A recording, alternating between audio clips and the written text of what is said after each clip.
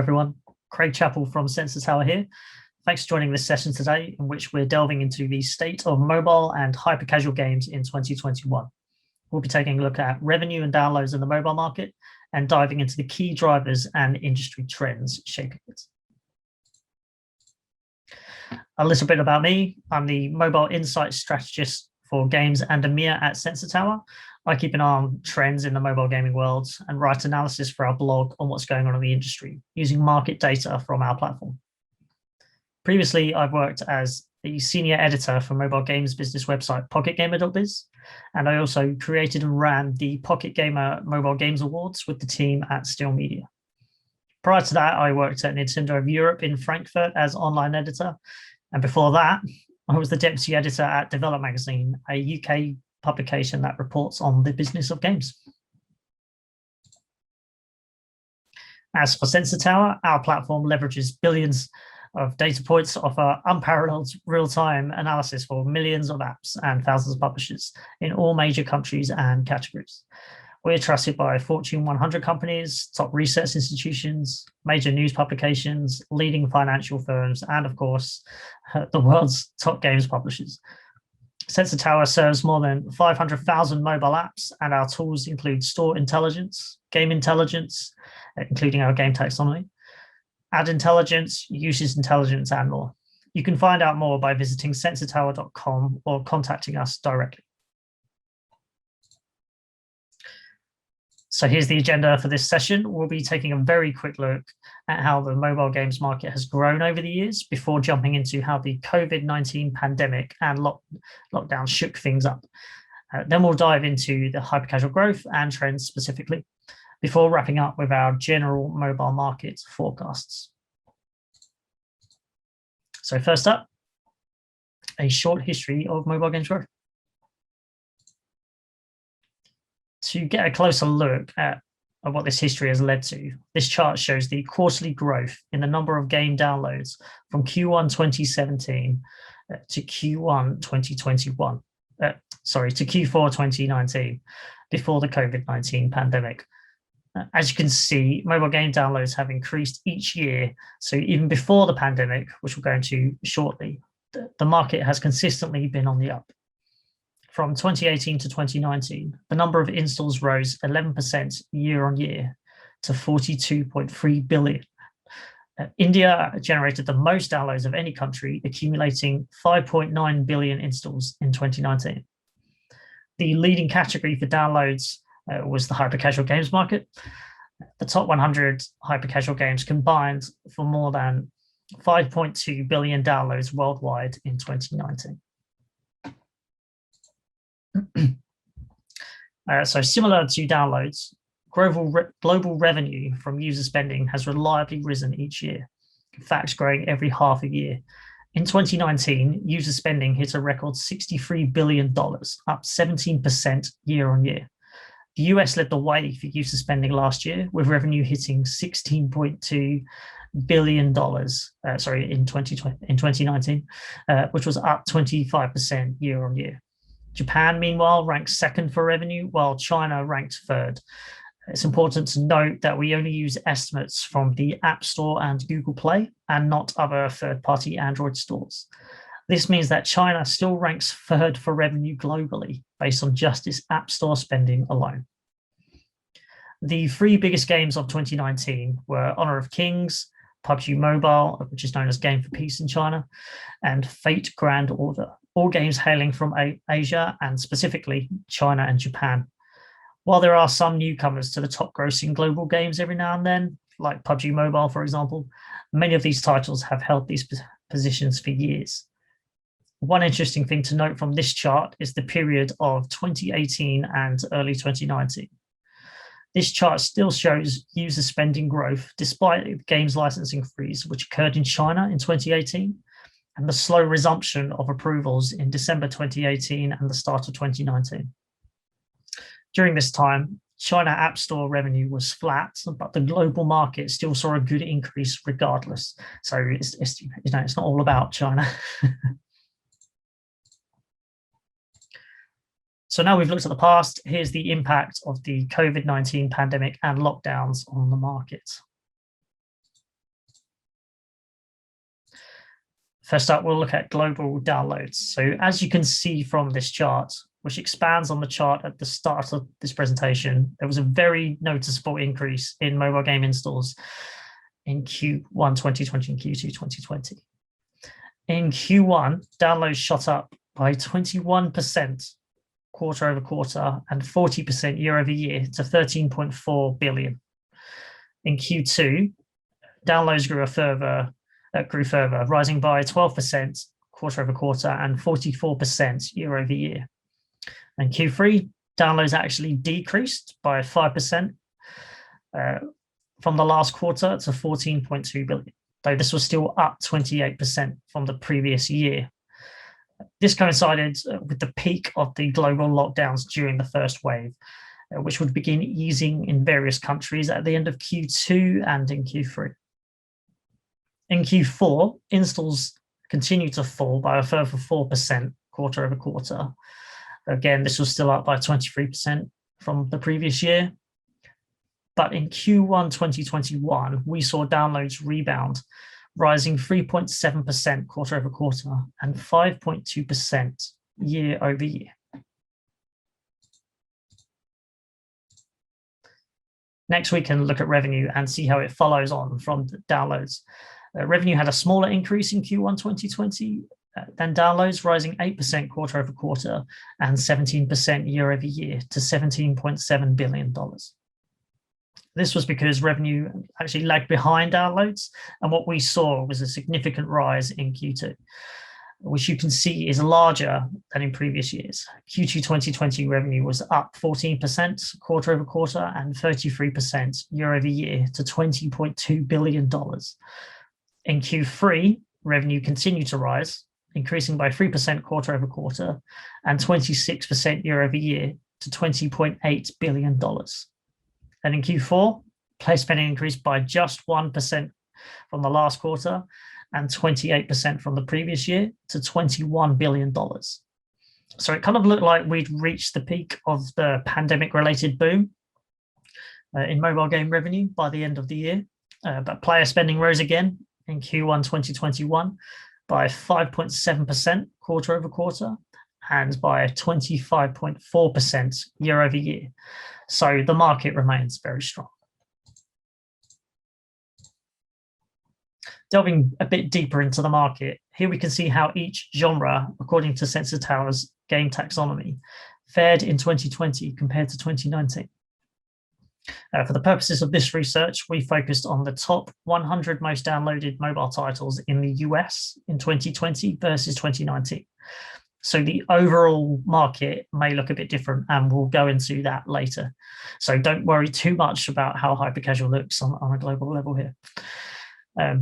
So one of the interesting things was casino was the fastest growing genre for downloads last year, with installs increasing by 27.5% to 163 million.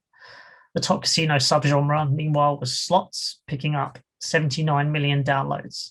By far the biggest title in this category is social casino hit Coin Master, with approximately 17.9 million downloads, which is more than 3 times the number 2 title, Blackout Bingo. Another really interesting find, as I was alluded to, was the hypercasual market, which really picks up the most installs of any genre, and it saw a decline in downloads amongst its top 100 titles in the US of 12.3% year over year. Still, it generated 781.2 million downloads overall, more than all of the other categories.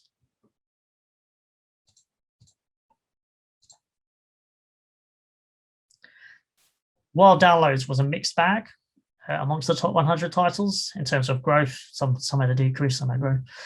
Every single genre achieved double-digit revenue growth in 2020, and this is by player spending. Simulation was the fastest growing genre by player spending last year, with its top 100 titles generating $2 billion.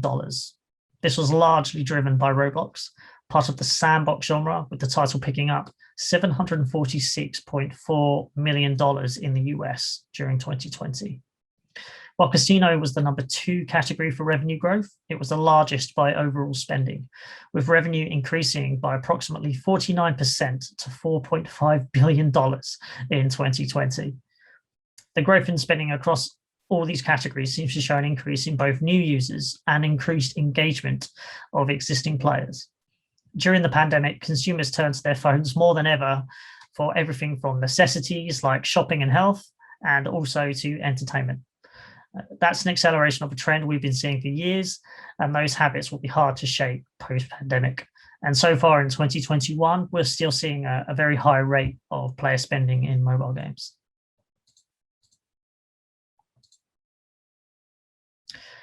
Using Sensor Tower's taxonomy and game intelligence tools, we can dig even deeper into the driving forces behind those revenue and downloads. One of the standout trends here was fashion, with downloads of games with this theme increasing by 109% year over year to 991 million in 2020, led by titles such as Project Makeover by Magic Tavern and AppLovin Studio. Notably, these games were more popular on Google Play, which accounted for 84% of the installs versus 16% from the App Store. Crime and hypercasual theme were also popular, ranking number 2 and number 3, with a 69% and 66% increase respectively. Just for clarification, this is for the global market, which is why you're seeing the hypercasual growth in themes compared to the previous chart. So now we have before we get to the hypercasual, we have a quick look at what the most popular mobile titles around the world were in 2020. Here you can see it was clearly Among Us, with the indie hit from Innersloth accumulating more than 280 million installs last year alone. Among Us's success was the surprise of the year and came after it began to gain traction with influencers. Its star also rose at a time when obviously many people were feeling the full impact of the pandemic and lockdowns, and it has offered a way for people to connect during these very tough times. Other notable titles here include PUBG Mobile, which still ranks number 4 for installs despite a ban in India, a country known for generating more downloads than any other market, while Ludo King from Indian developer GameShin had a breakout year with close to 182 million downloads. Overall, casual and puzzle titles were the most popular games by downloads last year, though the shooter genre also proved a strong market, with games such as Garena Free Fire and PUBG Mobile hitting the top 10. Here we can see the top mobile games by worldwide player spending. At the top of the chart is PUBG Mobile, which generated $2.7 billion in 2020 alone. Just to note that that does include Game for Peace in China. Pokemon Go had a surprising year in some ways, ranking number 3 and accumulating $1.3 billion despite lockdowns around the world, and being a game that, of course, is location-based and technically you have to go outside. But they made a bunch of updates for that. Looking at the overall top 10, 5 of the top grossers were published by companies in Asia, showing both how lucrative markets like Japan and China are, and in some cases, how the influence of companies in these countries is growing globally. So now we've looked at the wider mobile games market trends, we'll dive deeper into hyper-casual, which is what we're all here for. Right? So as you can see, and as we covered earlier, 2020 saw a huge surge in downloads from 2019, with overall mobile game installs rising in Q1 and Q2 2020 in particular. You'll notice from these charts, though, that hypercasual has maintained its growth through the last year, while the overall market tapered off in from its Q2 2020 highs. In 2020, the overall global mobile games market generated 56.2 billion downloads from the App Store and Google Play, which is an increase of approximately 33% year over year. According to Sensor Tower's game taxonomy, meanwhile, hyper-casual game downloads were up 60% to 12 billion. So one thing to note here, however, is that while our taxonomy coverage is extensive and covers the top titles, in theory, it's not total. But the important thing to see here is that hypercasual growth exceeded overall market growth for downloads.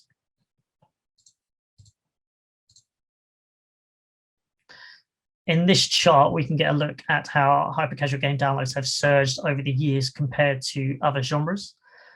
Installs for hypercasual games jumped from 757 million in Q1 2018 to more than 3.4 billion in Q1 2021.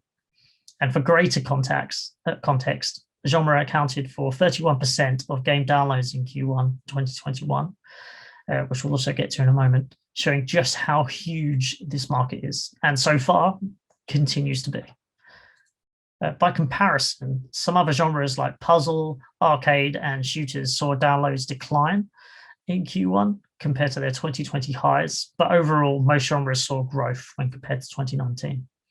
I think it's important to note that this is because of the outsized performance in downloads for many games during the peak of the first wave of lockdowns in Q2 2020.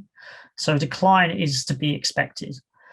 And in Hypercasual's case, the fact that it kept growing shows pretty good strength in the market at the moment.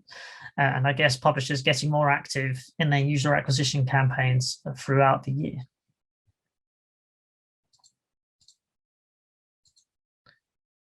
Having looked at genre performance, here we can see that the top 10 game subgenres by year-over-year downloads growth in Q1 2021. As you'll notice, 5 of the top 10 fastest growing subgenres by year-over-year growth were in the hypercasual genre.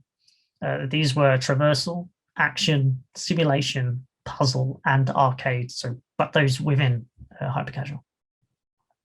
Traversal and action in particular had strong growth and are the top two subgenres in this chart. The top game in Q1 2021 was Join Clash 3D from Supersonic Studios, owned by ironSource, generating more than 81 million downloads. This was part of the hypercasual traversal subgenre, helping to explain why this subgenre has done so well. As always with this kind of data, I think it's important to know whether growth is being led by 1 or 2 games, or whether it's a real market trend. For example, Among Us drove nearly all of the growth for the arcade social party subgenre.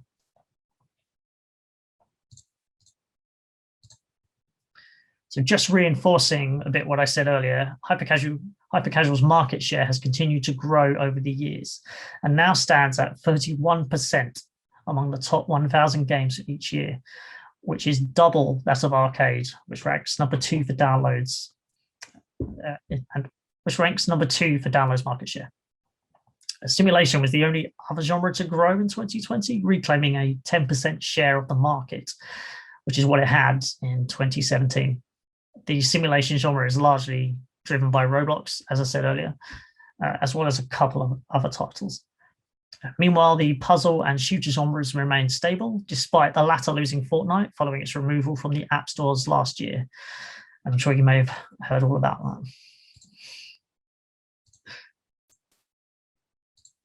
that. So we know that the hypercasual market is growing. I've shown you a dozen charts already. But what's interesting here is we can see that more than 56 different hypercasual games surpassed 50 million downloads in 2020, which is up from just 14 titles that reached this mark in 2018.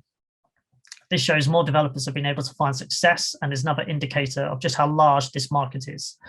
Interestingly, the number of hypercasual games that hit more than 150 million downloads actually declined in 2020 from 6 the previous year to 3.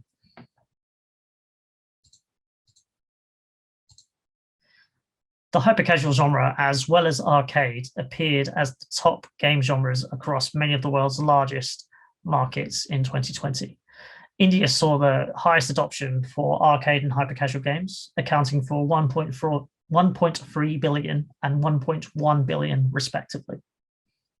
Overall, the top countries for hypercasual games globally were the US, India, Brazil, Russia, Indonesia, and Mexico.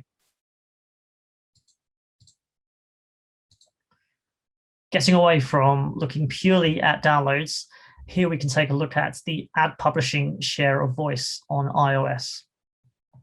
This basically looks at the genres where ads are most served for monetizing. Puzzle was the top genre on 5 of the 8 ad networks studied here, while Hypercasual had the highest share of voice on the remaining 3: AdColony, AppLovin, and Unity. It's interesting that AppLovin obviously has a key stake in Hypercasual with Lion Studios, while Unity is perhaps the engine of choice really for Hypercasual game development. When it comes to advertising, Puzzle once again dominates when it comes to share of voice on iOS, but Hypercasual games also obviously advertise considerably as well, and was the top genre by share of voice on AppLovin again, while also ranking amongst the top 3 genres on 6 other networks. Interestingly, it didn't make the top 5 on YouTube, Instagram, or AdColony.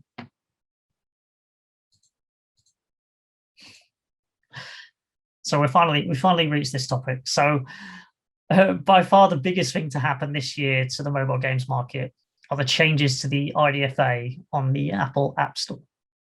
A quick shout out to Eric Seufert and his fantastic articles on this topic over on Mobile Dev Memo, which is where I basically took this image from. I thought it kind of summed it up pretty well, or at least the feelings about it. So as you'll all know, users now need to opt into tracking when an app is opened. The net effect of this is that advertisers will have much less visibility on mobile users, as it's expected that many users will simply not opt in. It was claimed that prior to the changes, 30% of iPhone users had already manually opted out of tracking in their privacy settings, and this latest update will make it even more challenging for publishers. This is a move that will affect everyone, from publishers that focus on games with in-app purchases, who will then have new challenges targeting users, to hyper-casual publishers who acquire users en masse, and as you know, whose entire business model really relies on bringing in millions of players through user acquisition and serving ads. Our analyst, Francisco, has been looking into this quite deeply. He says from his research, I believe it was from Mobile Dev Memo, found that ad networks could lose approximately 80% of the data they currently track, which will have a huge impact on targeting and measurement. It's still a bit too early to know the full impact right now. I'm sure you're all living it. But as users are still adopting the new update, and we're getting a few more indications of how many users opt in or out of tracking and what that means. Last week in my chat with Quali CEO David Darling, he was optimistic that it would not have as great an impact as you might expect, given just how broadly they are targeting users and the kinds of hyper-casual games that they make. But that is obviously a view from inside hyper-casual. So we'll soon see how IDFA is really impacting advertising costs and just how viable the business is over the next few months and years.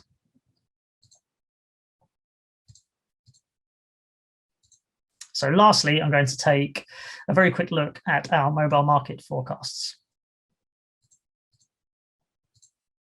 For downloads, we anticipate App Store mobile game installs will hit 13 billion in 2025 at a CAGR of 5.2%.